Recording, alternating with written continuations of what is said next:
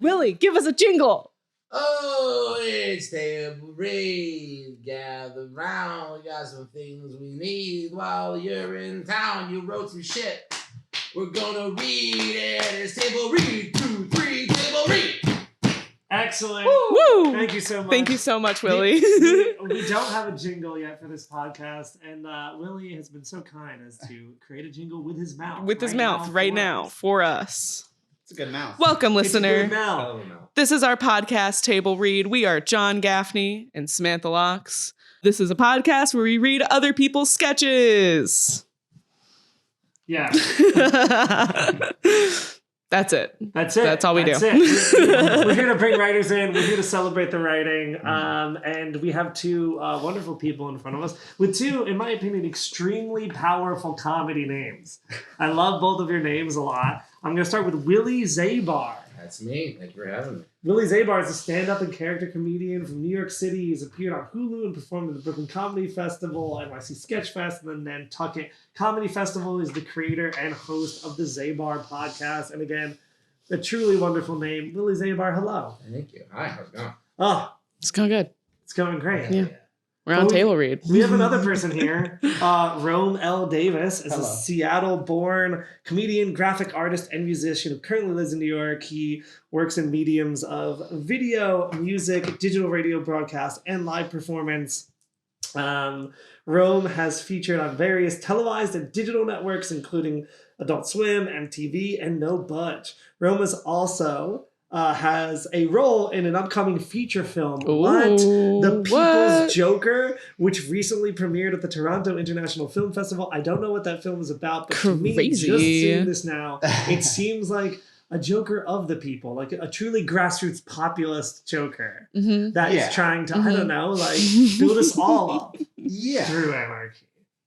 Yeah, that's pretty on point. And is that true? Is that a movie? Well, is it like the character from the Batman movies, but like he canvases and does protests? It's an illegal comic book movie, and DC Comics is not happy about it. But that's pretty good press. Yeah. So Rome is going to jail. They're going to put him in comic book jail. Warner Brothers Studio Jail is even worse than prisons in really poor countries. Yeah. They put you there if you do intellectual property rights stuff, and that's where you're going after this podcast. It's true. Private jail. We have the police standing right over there and waiting to take you away. I just love the name of that movie, The People's Joker. The People's Joker. I need to see it now. I wish I wrote it myself. It seems very fun. Shout out a favor and watch the trailer. Wait, the trailer is. We'll link the trailer. We're gonna link the trailer. Yeah, we'll link the trailer for this in the bio because it's extraordinary. Everyone should see this movie. So good. Yeah. I haven't even seen it yet. I won't. Yeah, no spoilers. No spoilers. I was gonna say. Yeah, I won't say too much. Yeah. Shout out to the creator. Yeah, shout out Vera Drew, who writer, director, editor. Yeah. Wow, I love a writer, director, editor. Yeah. Force of nature. All right, so let's. We have three wonderful sketches here, written by Willie Zabar And Rome. Oh, this is a co-writing. This is a co-writing thing. The breakdown is that the first one I wrote, second one Rome wrote, and the third one we wrote together. Oh, Nice. Love it! It's a nice blend of your comedy buddy, like nice little relationship you have here. Let's do the first sketch. What is its name? And let's get started. This is Artisanal Fire Department. I wrote this for my college sketch group right before graduating. And at this time, I had two brothers who were volunteer firefighters, but was not involved in the fire world myself. And I just was thinking about it and writing about it. Like, what if there was an artisanal fire department? Great. All right, so let's get some stage direction going. Lynn runs out of her house and frantically calls 911. 911, what's your emergency? My house is on fire. I'm at 192 Halberstam Street. Please send someone quick. All right, ma'am. It looks like all the local fire departments in your area are currently engaged, so I'm transferring you to the Artisanal Fire Department. Artisanal? Greetings. Thank you for calling the new Lakeland Artisanal Fire Department, the finest firefighting money can buy. My name's Becklin. How can I serve your needs today? Finally, my house caught fire and I need you to send someone right away. I'm at 192 Halberstam Street and I just need, please help. I'd love to help you out, but first we must discuss your options. Options? What the hell are you talking about? I need you to come put out this fire. You seem to be unfamiliar with our methodology. We like to perform distinguish extinguishing, one that takes finesse and fineness. You see, when a fire occurs, one must carefully assess the available options. I don't care about that. You guys got water, right? Indeed, we do. Our water selection is second to none. What would you like? Desert oasis, mountain spring, Dasani? Does it really matter? To us, the artisanal in the artisanal firefighting community, it matters a great deal. To our water selection is hand curated and hand pumped to match the delicate needs of our clientele. Wait, did you just say hand pump? Indeed, we use a gentler method from a more refined time. I'm telling you, this fire is getting out of control. Such a brutish method would tear our silken hoses to shreds. Besides, the horses would never have it. Horses? Our team of 10 purebred Clydesdale horses are trained with the utmost rigor and precision. They're professionals, and by George, they'll make any voyage, no matter how rigorous, weather permitting, of course. There's no part of my house that's not on fire. Is someone coming or what? I'm sensing some tension in your voice. I just want to assure you that your situation is in very capable hands and hooves. Yeah, okay, but where are they? I will dispatch. What did you call me? I will dispatch our team. You got to get upset. Where's the firefighter? I will dispatch our team as soon as you've finalized your options. We need to have a fine line of handcrafted bronze nozzles to fulfill all of your nozzling needs. Listen, I don't care about my options. My home and everything I've ever owned is burning up, so could you please just send someone? Well, I could give you our default package if pret-a-porter, what? Pret-a-porter is how you want to play. I wish I'd known that was an option before we wasted all this time, but yeah, let's go with that while there's still a foundation. Indeed, I'm sending out the dispatch telegraph as we speak. Telegraph? Just a few dozen more taps and done. Our team is on the way. In meantime, I could give you some artisanal fire safety tips. Oh, is this also? Oh my gosh. Never keep a 19th century arm wire in path of exit. Do unto others. Keep oats on hand as a way of thinking your artisanal fire horses. Prepared is pleasant. Be prepared for a fire by mapping out your dream firefighting experience ahead of time. Wait, I think I see them coming. In that case, my work here is done. Thank you for choosing the new Lakeland Artisanal Fire Department, where great firefighting meets your great tastes. Lynn hangs up. Horses are heard, and an artisanally dressed firefighter walks on stage. Finally. Now, will you please put out this fire? Absolutely. He takes out a hand pump and begins squirting tiny amounts of water at the fire. Ah, yes. That's nice. Very good. Through there? Oh, yes. Quite right. And blackout. Nice. Be And- honest. This is an exact transcript that you took from a fire department in West Hollywood. Yeah. That. Be honest. Don't lie to me. This Check is my sources. this is the fire department that Gwyneth Paltrow uses, and that's okay. It's the best money. It's the best firefighting money you can buy. Yeah. Well, Goop actually has a private fire department. That makes Yeah. sense. That makes sense. Yeah. Yeah. They use lotion to put out. yeah, artisanal lotion. Natural. Love this sketch. Where did it come from? Where did it come from? Tell us. Yes, like I said, it was the end of college. I was getting more and more sucked into the firefighting world because, like I said, two of my brothers were members of a volunteer fire department, and I was kind of like reading their textbooks and like learning about it. And I kind of learned about what firefighting looked like in like the 19th century with horses and all this. And I was like, oh, it'd be funny if people still did that just to be fancy. yeah. And also, I think I just learned about the concept of private fire departments, and I was like, what is that? What does that mean? What will be the most fucked up version of Is that a real concept? Yes. Oh my God. Do exist. It is an interesting. There's not a lot I could say about them, but sometimes they pick up the slack for when a municipality doesn't have their own fire department. But then sometimes, like what I'm saying in the goop context, a company might have their own fire brigade. But there are times where someone, municipalities have experimented with a kind of pay-to-play system for firefighting. That seems incredibly expensive and also like pretty fucked up. There's issues that I can see. Yeah. I do like the idea of like, hipster like a hipster cop with like a Exactly. being like, oh, I'm sorry, you guys use like Glocks? Like, oh my God, like you don't roll up the bottom of your pants? Right. I'm going to qualify this, say that not all privately employed firefighters are part of some kind of horrible thing. It's it's a big world out there. But, Sure. A lot of slack is picked up by private but departments. what you are saying is that there should be more artisanal fire departments. I would love to run one myself. That'd be You very have funny. an ideological connection with the idea of fancy hoity-toity firefighters. And this is what you really believe, and it's not legit.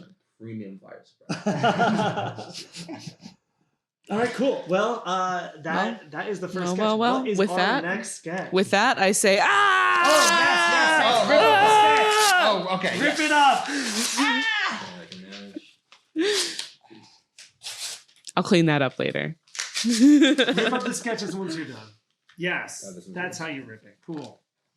We play a risky game here at Table Read. I did. I went too far. Okay. If we fuck up the recording of that sketch, we cannot redo it. I love that. That's what gives this podcast an element of edge and danger. Yeah, that's what makes us unique. One take and done. Let's do the next sketch. What is it called? And let's start reading. The stage sketch. Yeah. Okay. So this I wrote years ago. Did a little edit recently. It's called Intellectual Sketch. Because it's very smart. Mm-hmm. Yeah. It's it's about philosophy. That sort very of heady. It's very heady. Yeah, very heady. And that's John's favorite word. Heady? Heady. Yeah, he uses it all the time. Heady Lamar over here. Dude, I'm feeling a little heady right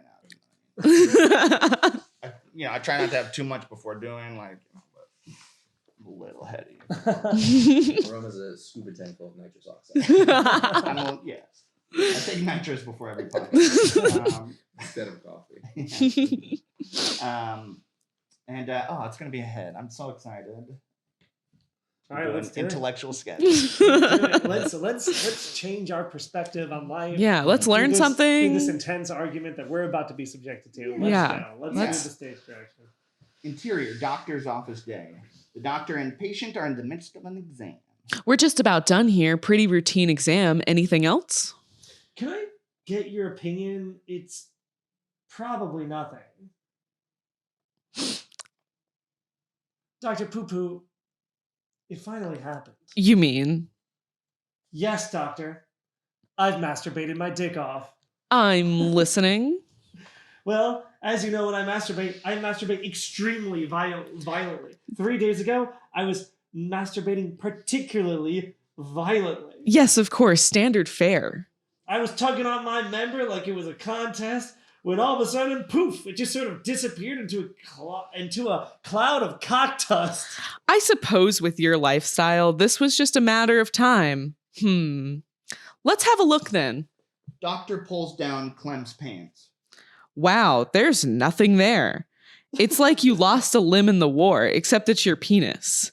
What's left looks like a bit of ground beef, to be honest. Right, but packed down flat. Exactly. I think you know what I'm gonna. Exactly. I think you know what I'm gonna say next. Rhino penis graft? Bingo.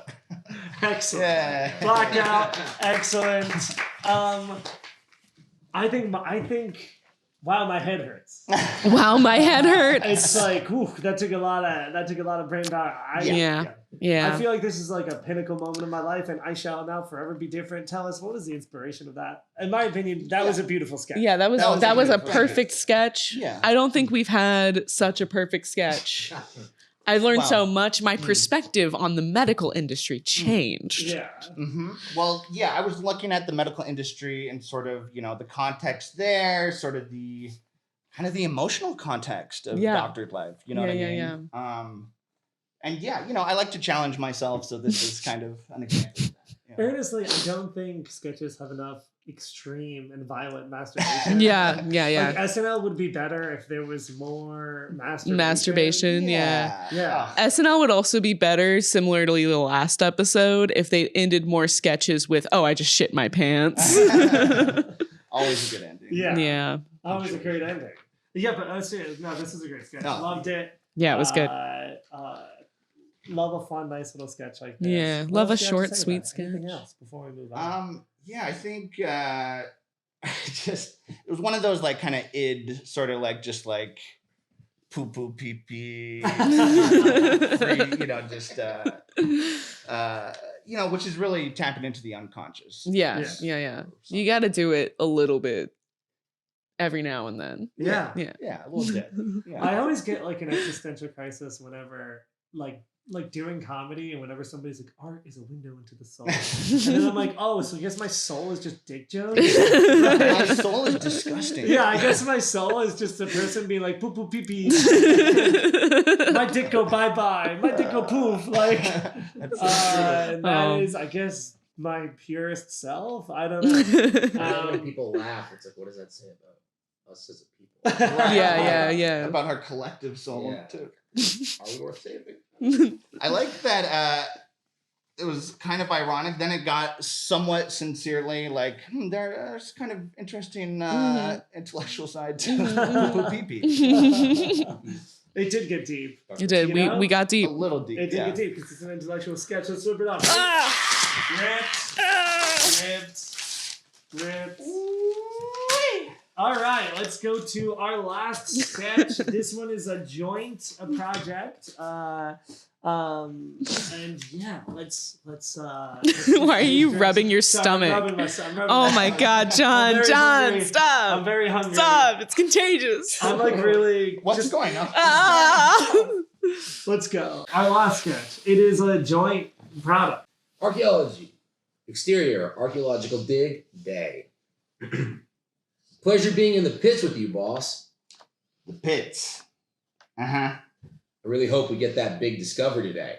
Get my name in the paper, get my head in the clouds, just like old Dr. Jones. Right, yeah, right. I'm talking Indiana, Dr. Jones, Indiana. All right, Jefferson. I'm about at the end of my ropes with you. Why is that, Chemo Sob? I'm just trying to get through the day, and you're yapping like a young blood at low tide. I'm just excited. This is my first big dig. This could be big for me, this dig. I mean, it's going to be a big dig, for me. I'll be honest. This is the biggest dig I've ever seen. I've seen bigger. Like when? Give me one example. Okay. The biggest dig I ever dug was an old rug. You talking Persian? No. Mesopotamian. Biggest damn rug I ever done dug. Hell of a find. I'll say that, hell of a find. But a rug's not that big. I'm not saying it's not a big find, but I've seen rugs at the store all rolled up in twine. This dang rug was wrung out and laid out flat. You hear me? Flatter than a platitudes. That's flat. Wish they had rolled that rug and put it up vertical, so it wouldn't have been as big of a dig. Hey, Professor? Yes. Professor Zozo? Just call me Bazozo. Bazozo? Yes. I just found something. You're going to want to see this, but you're not going to want to believe it. What is that?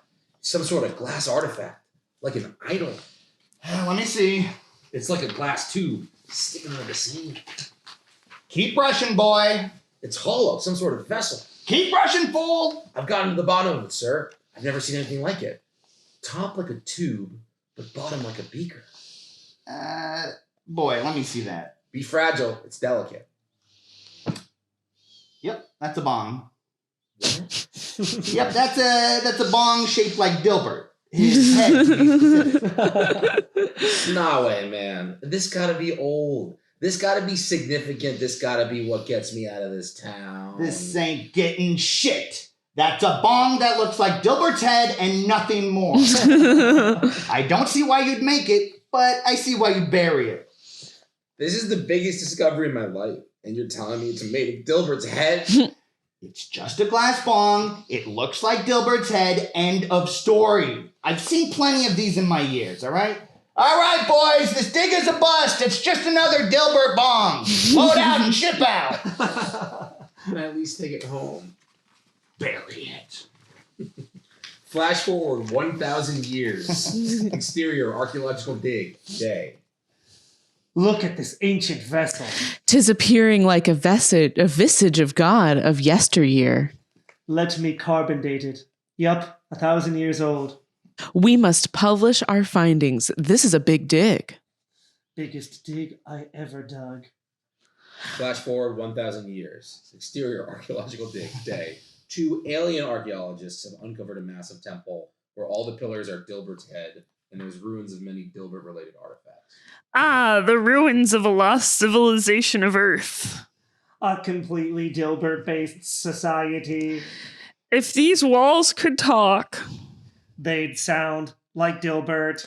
Alas, Dilbert has no mouth. Dilbert has no mouth, and he must scream. Great. That was great. Great.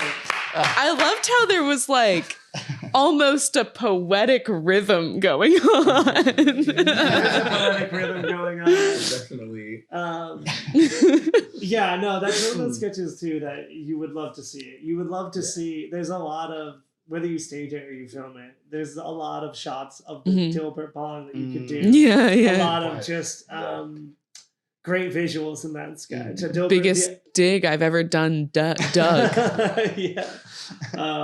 So you guys both wrote this. Yes. Did you write it last night? No. Last week, On the I thought. 31st. For this podcast? We definitely wrote it. Yeah. What the fuck? Yeah. Wow. Is that unusual? Do people usually lie about that shit? No, they usually just like bring in sketches they've already Yeah, just some bullshit. that they've had don't sitting care in a about. pile, their pile of old We sketches. wanted to do a little bit of that and a little something new. 'Cause We like It's that. been a while since we wrote a sketch together. Yeah. Nice. The origins, I had a dream where I found a Dilbert bong. Yeah. I woke up very upset, and I couldn't get it out of my mind. And I like Googled it, and there's none. They don't exist, which is good. But I can't I just can't get out of my brain. Which is good. It's You were like like, a- I just want to throw it out there. Setting thing. Listen, I'm here's the thing. happy that they We don't just found. exist. I mean, we didn't just find out, but like, yeah, the Dilbert creator is not great. He's Yeah. not Yeah, Oh yeah. patent piece of shit. Yeah. I was a big fan of the Dilbert animated series growing up, and to a certain extent, the comics or whatever. But even before the downfall of Scott Adams, the Dilbert man, anyone having a Dilbert bong would just be a fucking It's shame. really Yeah. funny. That's God, I don't even know how to describe that. Other than Yeah. You'd have to be a real. I don't know. It's a classic Scumbag. scumbag Yeah. bitch move. That's a scumbag move. Yeah. Yeah, it's an Yeah. argument for making it illegal again. Yeah, yeah. Yeah. God. Yeah. Everyone Yeah. should be allowed to smoke weed, but the second the Dilbert bong gets made, Yeah. It's gotta go. we Yeah, gotta it's throw gotta go. everyone in prison if they smoke. I'm gonna ask someone to make a Dilbert bong though, just for this.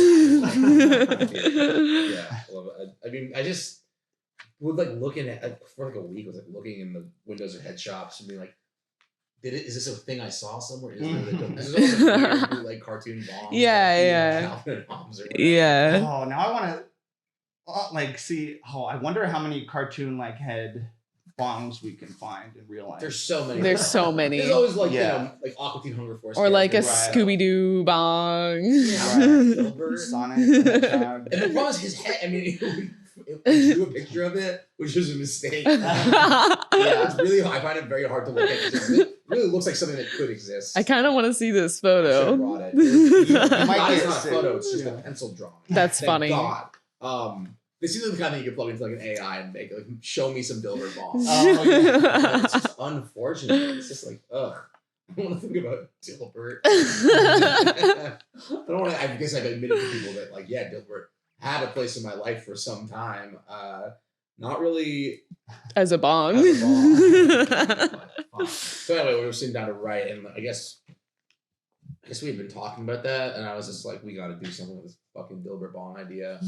And you can tell it's one of those sketches where kind of like it revs up because it's like I'm sure you guys see a lot of sketches where it starts where nothing's happening, it's just bullshit, and then they find the funny, and then the actual sketch begins. Right? Yeah, you would hope. You would One hope that's. but that's what this was, and kind of just picking characters. Yeah, About it, so. That's nice. Have you put any of these sketches up or filmed any of these sketches? And how did they go? Ortiz Nova I did in college, and it went pretty well.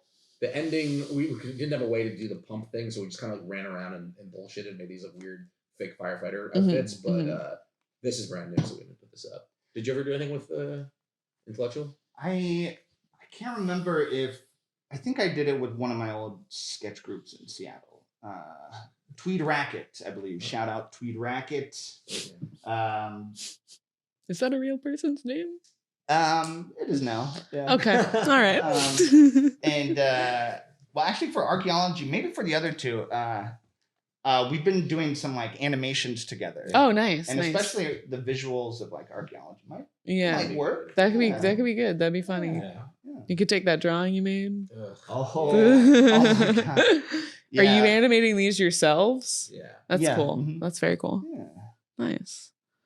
Oh my God. All right. So here's the thing. Yeah. We got to rip this up. We got to rip it up. Got to rip it up. Fair enough. I like how, Willie, you were ripping the sketch with your teeth. I had use of one hand. Yeah. Well, that's cool. It's cool to rip things Go with too your far teeth. again. You're going to go too far again. Shoulder. Oh, I was Get to my ripping up limit. a sketch in a podcast. Yeah. Come on, Rome. Yeah, Willie's arm is in Come a sling, on, and that's because he Rome. filmed our podcast last week, and he did comedy so hard that his body broke. Yeah. I broke my humerus. Oh, My ouch. doctor's like, oh, it's going to funny. You broke your humerus. You're comedian. I'm like, it's not funny to me. It hurts. It's going to cost me a lot of money. Fuck you. But great doctor. Love my doctors. Ooh. Yes. Ooh, yes. I'll nice. take that. That's it. I'll Yeah. take that. It's okay. Real quick, we're going to ask you a question. We're going to ask you a and question. then you guys are going to plug yourselves. Yeah. And plug yourselves to have. And plug yourself so hard. What sort of questions do you have? How do you get your inspiration for writing? Sketch is so hard, and you have to have a broken brain for it. So, how do you make it funny? You want to go first one? Drugs usually. Yeah. Nice. You know, emotional distress. And, yeah, it's tough. Honestly, writing comedy is tough. It's hard work. Do you write by yourself? Do you write with others? Do you Combination, need I to think. like? Do you need to go into a room and do ayahuasca, or do you need to like be around people and joke? And What's your favorite color? yeah. Let's see. Silver and mescaline. Okay. There we go. We wanted to make it clear. We wrote the Dilbert sketch, the Dilbert bong sketch, completely sober. Yeah, that's true. Wow. It made sense to be under the influence of something, but we weren't, and that makes it worse. I'm just so upset with this whole concept. I mean- In fact, we thought of that Yeah. completely sober. I think that's pretty incredible, though, right? Like, it takes a really broken brain to come up with something that you must be high for. Yes. I think if we wrote it, I would have had a fucking panic attack. Yeah. Like, stop hanging out with Ro. Just would Yeah. have never seen you again. You just No. would have like went to Mexico. I or was just something. going full Sid Barrett and be like, I think I need to be alone in my room for 40 years. Oh, Yeah. man. Where did comedy start for both of you? I guess I'll start with Willie first, and then I'll go with Rome. When was that first spark where it's like, I'm going to be doing this? This is a thing that I do now. That's a great question. That was about 11 years ago. I did a talent show for during a summer program. I did stand up for the first time, and the summer program was supposed to be like acting because I didn't do a terrible amount of acting in high school. I'm like, but what if this is for me? What, I like performing, and then at that program I learned I didn't want to be an actor. I wanted to be a comedian because I did that first open mic for that talent show, and it went really well. I was lucky that it went well that first time, and it just like physically felt so good. And I was like, I can't imagine ever not doing this. Mhm. So I've been doing it. I've only been doing it for reals since college, so 4 or 5 years. So I'm not like 11. It's like, oh, he's in his 11th year. No, it's like the credits don't transfer. But yeah, and that was like before that. I think did like Abbott and Costello routines at camp with like a friend, which is funny because you talk to other comedy people. Like so many people have a story like that. Like, oh yeah, like we printed out some like Marx Brothers sketch and like did it at the campfire in summer camp or something like that. That's That so was cute. the- That is cute and extremely wholesome. Yeah, that's Let's so go wholesome. With you, Rome, where did it start with you? Yeah, a little similar. I'd say my family is pretty funny, and my bubby, my grandma Rita Smilkstein, when I was a kid, showed me. Hi, grandma. I don't know. She probably won't see this. But she like showed me a lot of like old comedy growing up, like Marx Brothers and Chaplin and stuff. And when I was 5, I wrote a sketch for the school talent show, or like maybe didn't know it was a sketch, a little performance. And with actually my dad, I wrote my dad as a character called Monster. No. Lots Ouch. of out there. I don't know psychologically what that says, but A lot. he's a bad guy. Oh my God, he's not. I'm just kidding. He's a pretty good dad. Sorry, Dad. He's pretty for a dad. He's pretty good. Yeah. I love that. Writing a sketch in elementary school. And tell me something, did that sketch kill? Oh yeah. Oh. Oh yeah. Your friends were Damn. laughing, your teachers were laughing. Oh, That's a big win for an elementary It's school a huge student. W for a 5th grader. Yeah. Yeah. My head was like, real. I was so heady for years. After yeah. that. You started wearing turtlenecks. You were Yeah. like, I know everything. Do you even like Fellini? You're 7. What? All right. Well, listen, Yeah. I want to know what's going on in both of your lives and where people can find you. If you have anything going on, plug yourselves as hard as you can. Yeah. Any Give us your business ventures, social any media shows, accounts, your social media shows. accounts. Please, Yeah. plug, that way Yeah. people know where to find you. Let's Two see. lovely I think people. April 30th, we're doing another brunch comedy show at Stand Up New York. I'm Nice. doing it's like Stand Up New York, food by Zabars. So that'll be fun. I'll be doing some stand up there. But other than that, we have some videos that we're releasing soon. You want to talk about those? Yeah, some animations and some video sketches and some new stuff coming along. And I'm not going to say the name, but there's something big coming, big venture. No. Big, right? Something big about to Well, happen. depending on when this episode comes out, we can link stuff. We can link descriptions. stuff. Give your names again too, and also give your your names social and media social media. accounts. I'm Willie Zabar, WILLIEZABAR. That's my handle on Instagram. I'm also on YouTube. It's a good way to find me. Mhm. And this is one. Rome Davis, my social media, Instagram, Rome_zone777. You know what we need now?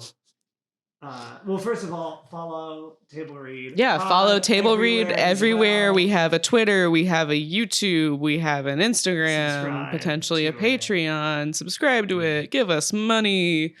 money. Enlist in our various things. Help us out. Yeah. Do the whole 9 yards. We are very funny people, John and I. And now, here's what I'm feeling. I love the fact that I put Willie on the spot to make him do an intro song. Do an outro. I need an outro Can song. I see the? Can we get the sense? Yes. Give him the guitar. Oh fuck. Give him the guitar. And actually, This has been Table Read. Oh, it was so much fun.